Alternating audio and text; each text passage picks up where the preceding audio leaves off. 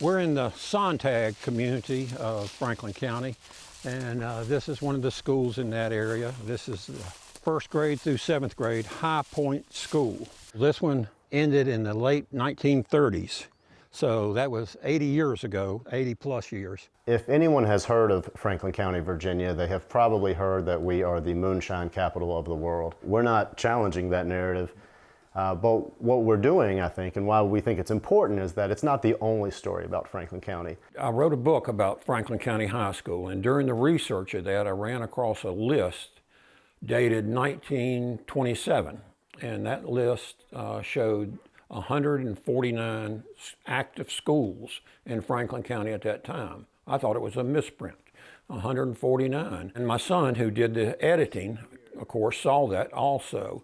So after the book was printed and released, he brought up the idea, let's investigate this 149 and see what we can do with it.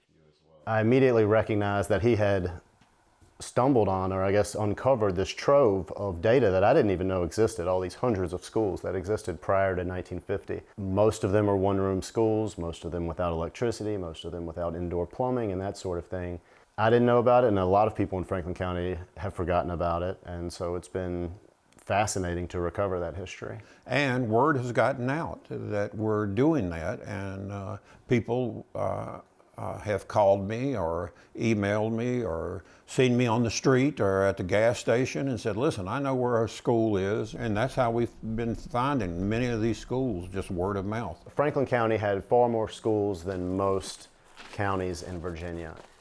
They may not have had the most, which you wouldn't expect them to anyway because of the small population, but it's one of the counties with the highest number of schools in the early 20th century for sure. What you've got in the time period we're looking at is hundreds of schools with thousands of students and teachers and parents, all of whom are promoting education and trying to make a better lives for themselves, for their communities, and so it's sort of an inspiring story to Franklin County in my perspective, and I hope it provides a fuller picture of our history.